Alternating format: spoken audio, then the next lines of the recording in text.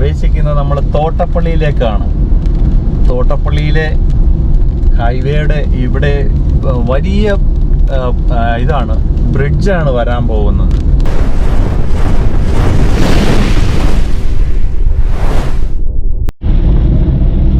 ഏവർക്കും നമസ്കാരം. അതിഭയങ്കരമായ മഴ നടക്കുന്ന കേരളത്തിൽ ഹൈവേയിൽ കൂടെ ഒരു യാത്രയാണ്. രാവിലെ ഹരിപ്പാട് നിന്ന് തുടങ്ങിയ പരിപാടിയാണ്. നമ്മൾ വടക്കോട്ടുനിന്ന് കുറച്ച് ട്രാവൽ ചെയ്യുകയാണ്. ഹരിപ്പാട് KSRTC കഴിഞ്ഞുള്ള സ്ഥലത്താണ് ഇപ്പോൾ വണ്ടി പോകുന്നത്. നമ്മളിപ്പോൾ മുന്നേട്ട് പോകുമ്പം കാണുന്നതാണ് മാധവ ജംഗ്ഷൻ. മാധവ ജംഗ്ഷനിലെ കാഴ്ച. ഇവിടെ ഈ ജംഗ്ഷനിൽ നിന്ന് വടക്ക് ഭാഗത്തു നിന്ന് വരുന്ന വണ്ടിയും പടിഞ്ഞാറോട്ട് തിരിയണമെങ്കിൽ കറങ്ങി വരുന്നത് കണ്ട് അവിടെ നിന്നൊക്കെ തിരിഞ്ഞു വരുന്ന ഒരു പ്രശ്നമുണ്ട് ഇവിടെ. അതുപോലെ ഇവിടുത്തെ പണികൾ വേണ്ട തൂണുകളൊക്കെ ഇങ്ങനെ ആകാശം മുട്ടയൊന്നും ആയില്ലേലും കുറേ പണികളൊക്കെ ആയി വന്നതാണ്. ഈ മഴ ചതിച്ചു. കുറേ കൂടെ ഒരു ആംബുലൻസ് വരുന്നു. ആംബുലൻസിന് നമ്മൾ സ്ഥലം ഒരുക്കി കൊടുക്കേണ്ടത് ആവശ്യമാണ്.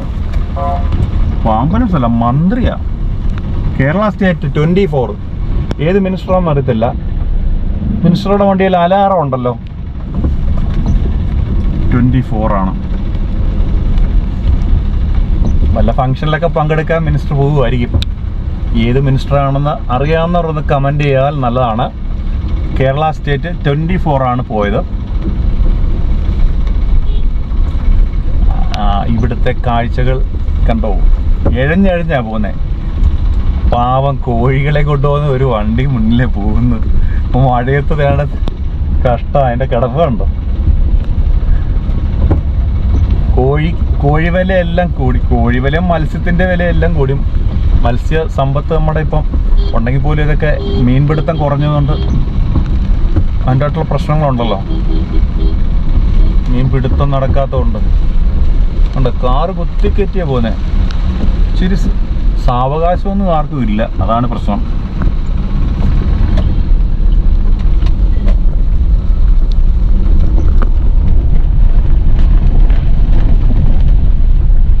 കടക്കടാന്ന് അടിക്കുന്നുണ്ട് ടയറ്.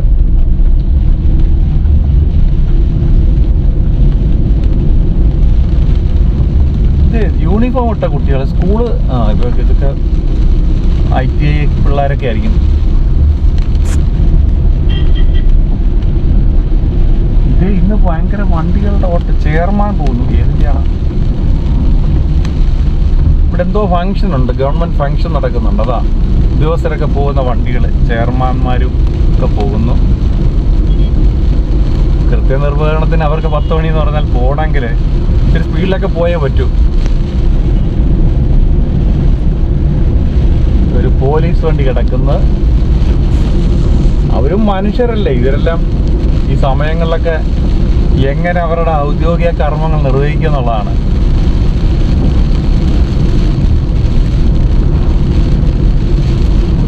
അങ്ങനെ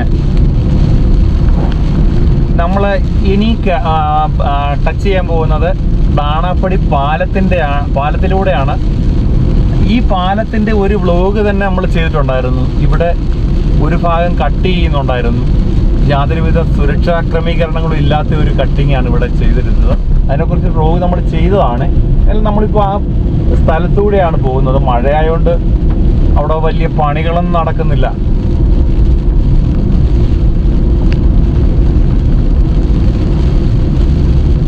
ഈ പാലത്തിൻ്റെ ഇവിടെ ഇപ്പോൾ കുറേ ഡീവിയേഷൻ്റെ കുറേ ഈ ഇതൊക്കെ ബ്ലോക്ക് ബ്രിക്സ് ഇതൊക്കെ വലിയ ഇതൊക്കെ വെച്ചിട്ടുണ്ട്. പണികളൊക്കെ ചെറിയ രീതിയിൽ നടക്കുന്നുണ്ട്. ഇവിടെ ഒരു ശ്രദ്ധിക്കേണ്ട കാര്യമാണ്. നമ്മൾ ഈ രാത്രി കാലങ്ങളിലൊക്കെ ലൈറ്റ് ഇവിടെ ഇല്ല എന്നുള്ളതാണ് ഏറ്റവും. ഹൈവേയിലെങ്കിൽ ലൈറ്റ് ഇല്ലല്ലോ ഇപ്പോൾ. അപ്പോൾ അതൊരു വലിയ പ്രശ്നമാണ്.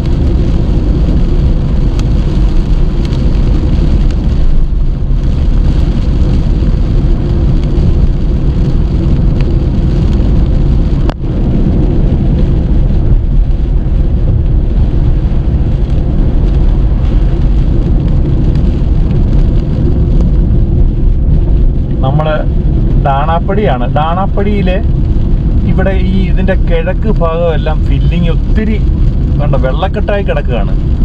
ഇവിടെയൊക്കെ പ്രശ്നം എന്ന് പറഞ്ഞാൽ ഇനി എത്ര നാൾ കഴിഞ്ഞാൽ ഈ ഫില്ലിങ് നടക്കുമെന്നുള്ളത് നമ്മുടെയൊക്കെ ഒരു കഷ്ടകാലം കൂടായിരുന്നു. കുറേ മഴ ഇച്ചിരൂടെ ഒന്ന് കഴിഞ്ഞ് പെയ്തിയായിരുന്നെങ്കിൽ ഇത്ര ശക്തമല്ലായിരുന്നെങ്കിൽ കുറച്ച് മണ്ണൊക്കെ ഇട്ട് ഇവിടെ ഫില്ലിങ് നടന്നു പോയത്.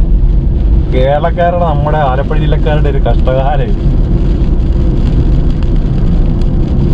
കേട്ടോ, ഇവിടെ ഹൈവേയുടെ സൈഡിലൊക്കെ ഇങ്ങനെ വെള്ളം കെട്ടി കിടക്കുകയാണ്.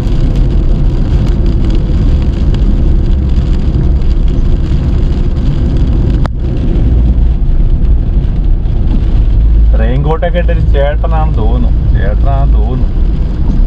മഞ്ഞ റെയിൻകോട്ട്. ഇത് അത്ര സുരക്ഷിതമല്ലെന്ന് തോന്നുന്നു. ഈ റെയിൻകോട്ട് ഇട്ടാലും നനയും നമ്മൾ. 2 ജാക്കറ്റും റെയിൻകോട്ടും ഒക്കെ ഇട്ട് പോയാൽ കുറേ മഴയിൽ നിന്ന് സുരക്ഷിതമാകും.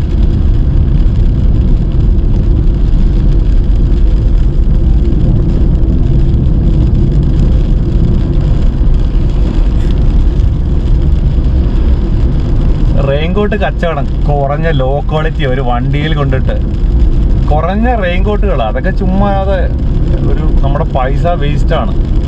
പിന്നെ അവരുടെ ഒരു ജീവിതമാർഗം. ഇപ്പോൾ നല്ല ബ്രാൻഡഡ് ഇച്ചിരി പൈസ കൂടിയാലും ഇപ്പം നല്ല റെയിൻകോട്ടിനൊക്കെ ഒരു 1500 രൂപയൊക്കെ, 1000-ന് മുകളിലും 2000 രൂപ വരെയുള്ള റെയിൻകോട്ടുകളൊക്കെ ഉണ്ട്. പിന്നെ ത്രിവേണി കൂട്ടുള്ള അവിടെയൊക്കെ ചില സംഭവങ്ങളൊക്കെ ഗവൺമെൻറ്റിൻ്റെ സ്ഥാപനങ്ങളിൽ നിന്നൊക്കെ വാങ്ങിക്കണമെങ്കിൽ കുറച്ച് ഡിസ്കൗണ്ടിലൊക്കെ കിട്ടും. നമ്മളങ്ങനെ കരുവാറ്റയിലേക്ക് ഇങ്ങനെ താമല്ലാക്കൽ പോവുകയാണ്. ഇവിടെ വേണ്ട ഒരു അടിപ്പാതയുണ്ട് ഇവിടെ, അതിൻ്റെ നിർമ്മാണമാണ് ഇവിടെ നടക്കുന്നത്. കമ്പിയൊക്കെ പച്ച പെയിൻ്റ് അടിച്ച കമ്പി. ഇപ്പോഴത്തെ കമ്പിയെക്കുറിച്ച് നമ്മൾ നേരത്തെ മെൻഷൻ ചെയ്തതാണ്. ഹൈവേയുടെ പണിക്ക് ഉപയോഗിക്കുന്ന ക്വാളിറ്റി സാധനങ്ങൾ, അത് നമ്മൾ കണ്ടുപിടിക്കേണ്ട കാര്യങ്ങളാണ്. സ്റ്റേറ്റ് ഗവൺമെൻറ് പല പണികളിലും വരുന്ന പോരായ്മകൾ ഒന്നും ഇതിനകത്ത് വരുന്നില്ല എന്നുള്ളതാണ്. നല്ല കമ്പിയൊക്കെ നല്ല ഈ കമ്പനിയിൽ തന്നെ അത് ഇൻബിൽറ്റ് പെയിൻ്റ് അടിച്ച് വരുന്ന, അല്ലാതെ പെയിൻ്റ് അടിക്കുന്നൊന്നുമല്ല. ഇപ്പം അങ്ങനൊരു സംവിധാനം വന്നിട്ടുണ്ട്. ഏതൊക്കെ കമ്പനിയിൽ നിന്ന് എനിക്കറിയത്തില്ല, പക്ഷെ നല്ലതാണ്. തുരുമ്പ് പിടിക്കാതിരിക്കാനുള്ള ഒരു മാർഗമാണത്. നല്ല കമ്പിയൊക്കെ പെയിൻ്റൊക്കെ അടിച്ച് അങ്ങനെ നിൽക്കുമ്പോൾ കാണുമ്പോൾ തന്നെ നല്ല രസമാണ്. ഇവിടെയൊക്കെ വേണ്ട വെള്ളം ഇങ്ങനെ കയറിക്കൊണ്ടിരിക്കുന്നു. ഇനിയിപ്പം ഹോസ്പിറ്റലിൻ്റെയൊക്കെ പനിയുടെ ഒരു സീസൺ അങ്ങോട്ട് തുടങ്ങും. കുട്ടനാട് പോലുള്ള പ്രദേശങ്ങളിലൂടെയൊക്കെ യാത്ര ചെയ്യണമെന്നുണ്ട്. പക്ഷെ അവിടെ ജീവിക്കുന്നവരുടെ ജീവിത അവസ്ഥകൾ പുറം ലോകം എത്രത്തോളം അറിയുന്നുണ്ട്. നമ്മൾ കുറേ 2-3 ചാനലിൽ വരുന്ന ചാനലിലെ ക്യാമറമാരുടെ വണ്ടി പോകുന്ന ഏരിയയിലൊക്കെ ഉള്ള കാഴ്ചകളെ അവിടെ ചെയ്തിട്ടുള്ളൂ. അവിടേക്കൊക്കെ പോകണം എന്നൊക്കെയുള്ള ആഗ്രഹങ്ങളൊക്കെ ഉണ്ട്. പോകണം.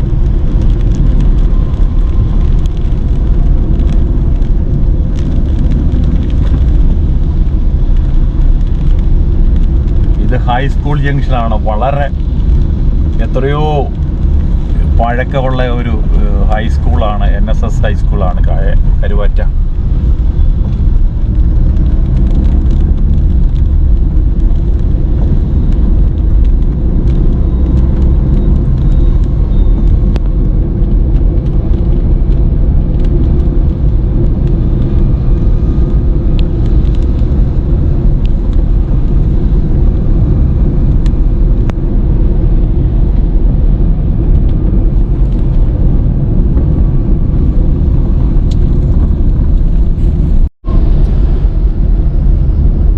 കരുവാറ്റയിലെ ഇപ്പോഴുള്ള ഹൈവേയിലെ കരുവാറ്റയിലെ വഴിയമ്പലം ജംഗ്ഷനാണ് ഇവിടുത്തെ വളവ്. എത്ര മരണങ്ങളാണ്! എൻ്റെ ഒരു കണക്കൂട്ടിൽ 40 മരണങ്ങളൊക്കെ ഏണ്ടോ നേരത്തെ റിപ്പോർട്ട് ചെയ്യപ്പെട്ടിട്ടുണ്ടായിരുന്നു. നിരവധി അപകട മരണങ്ങൾ നടന്നൊരു സ്ഥലമാണ് ഇവിടെ. ഈ പുതിയ ഹൈവേ വന്നു കഴിയുമ്പം വളരെ ഒരു ആശ്വാസമായിരിക്കും. ഈ അപകടങ്ങൾ കുറയുന്ന ഒരു സ്ഥിതി ഉണ്ടാകും ഇവിടെ. ഇവിടെ ഒരു അണ്ടർപാസ് ഉണ്ട്. അതിൻ്റെ പണികൾ പകുതി കോൺക്രീറ്റൊക്കെ കഴിഞ്ഞിട്ടുണ്ട്. ഇപ്പുറത്ത് ഞാൻ പറഞ്ഞില്ല, പച്ച പെയിൻ്റ് അടിച്ച കമ്പികൾ ഇങ്ങനെ നിരന്ന് നിൽക്കുകയാണ്.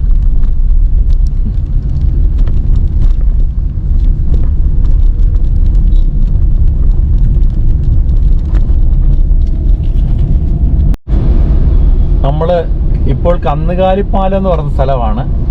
ഇവിടെ ഒരു സൈഡിൽ ടാറിങ്ങിൻ്റെ പണി ഇങ്ങനെ നല്ല ടാറിങ് ഒക്കെ ചെയ്തു വന്നതാണ്. പക്ഷെ ഇപ്പം അതിൻ്റെ ടെക്നോളജി തന്നെ ഇവരുടെ ഹൈവേ ടാറിങ് കാണേണ്ടതാണ്. നല്ല ലെവലിലാണ് അതിൻ്റെ ഒരു മെഷീനറി കൊണ്ടുവച്ചാണ് ചെയ്യുന്നത്. അപ്പം ആ മെഷീനൊക്കെ അവിടെ കിടക്കുകയാണ്. മഴയായതുകൊണ്ട് ഇപ്പം ദിവസങ്ങളായി ഇവിടെ കിടക്കുന്നത് കാണാം. കാര്യം പണി നടക്കുന്നില്ല ഈ മഴയത്ത്. ടാറിങ് എന്ന് പറഞ്ഞാൽ കുറച്ച് ടാറിങ് കഴിഞ്ഞാൽ കുറേ ഡ്രൈ ആകുന്നിടം വരെ മഴ പെയ്ത് കഴിഞ്ഞാലേ പ്രശ്നമായതുകൊണ്ട് ഒരു പണി നടക്കുന്നില്ല. ഇതാണ് പ്രശസ്തമായ കന്നുകാലിപ്പാലം. ഇതിൻ്റെ അങ്ങേ സൈഡൊക്കെ നല്ല നെൽപ്പാടങ്ങളൊക്കെ ഉണ്ട്. നല്ല രസമാണ് വെള്ളമൊക്കെ കയറി കിടക്കുന്ന കാണാൻ.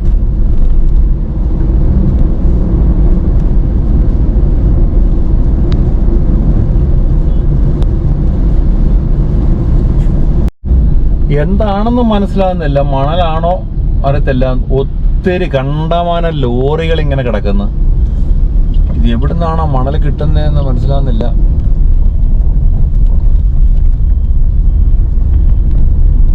ഇവിടുന്ന് കണ്ടമാന ലോറികൾ ഇവിടുത്തെ ഹൈവേയുടെ പണികളുമായി ബന്ധപ്പെട്ട ഇവിടുത്തെ ഒരു ഏരിയ ഉണ്ട്. അവിടത്തേക്ക് കയറാൻ കിടക്കുന്ന വണ്ടികളൊക്കെയാണ്.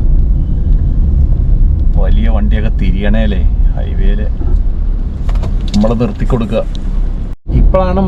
ഇപ്പോഴാണ് മനസ്സിലായത് അവിടെ ക്രഷറുണ്ട്. അവിടുന്ന് ഇതൊക്കെ കയറ്റിക്കൊണ്ട് പാറയൊക്കെ ഈ മെറ്റലെ കയറ്റിക്കൊണ്ട് പോകാൻ ക്യൂ ആയിട്ട് കിടക്കുന്ന ലോറികളാണ് നമ്മൾ കണ്ടത്.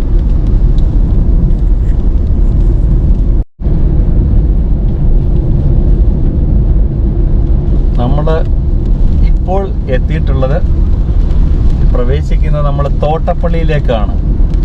തോട്ടപ്പള്ളിയിലെ ഹൈവേയുടെ ഇവിടെ വലിയ ഇതാണ് ബ്രിഡ്ജാണ് വരാൻ പോകുന്നത്. അതിൻ്റെ പ്രവർത്തനങ്ങളൊക്കെ തൂണുകളൊക്കെ പൊങ്ങിയിട്ടുണ്ട്. വലിയൊരു ക്രെയിൻ അവിടെ കിടപ്പുണ്ട്. വളരെ ഒരു സൗന്ദര്യം നിറഞ്ഞ സ്ഥലം കൂടിയാണ് ഈ തോട്ടപ്പള്ളി. കടലും കായലും ഒക്കെ സംഗമിക്കുന്ന ഒരു സ്ഥലമാണ്. നല്ലൊരു ക്രെയിൻ അവിടെ ഇട്ടിട്ടുണ്ട്.